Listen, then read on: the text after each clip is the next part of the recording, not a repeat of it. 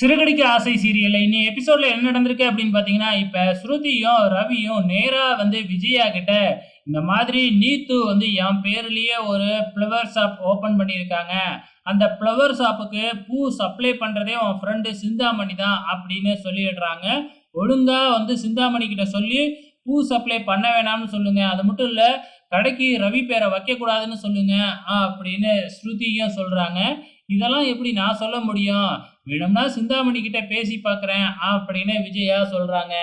அதே நேரத்துல இங்க மனோஜ நான் உங்க கடையில காமிக்கிறாங்க.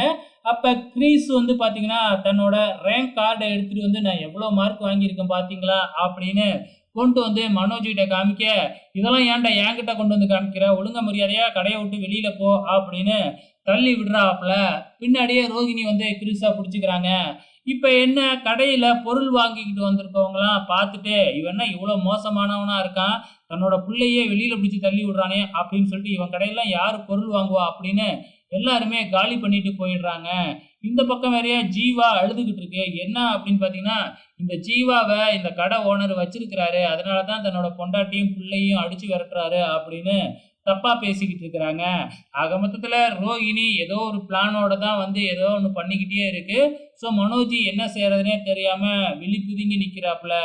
இந்த பக்கம் நம்ம விஜயா சிந்தாமணிய பார்க்கறதுக்காக வழக்கம் போல நம்ம பார்வதி ஆண்டி வீட்டுக்கு போறாங்க. அங்க போயிட்டு விஷயத்த சொல்றாங்க. "ஏன் நீங்க இப்படி பண்றீங்க?" அப்படின்னு கேட்கிறப்ப, "எல்லாம் உங்களுக்காக தான் நான் இப்படி பண்றேன்.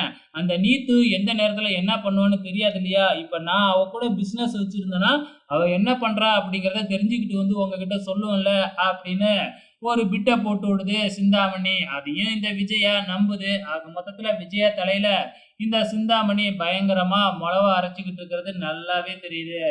இப்ப கடைசியா என்ன நடக்குது அப்படின்னு பார்த்தீங்கன்னா, இப்ப மறுபடியும் ஸ்ருதி, ரவி, முத்து எல்லாருமே பேசிக்கிட்டு இருக்கும்பொழுது, மனோஜ் வந்து கடையில நடந்த விஷயத்தெல்லாம் சொல்லிக்கிட்டு இருக்கிறாப்புல.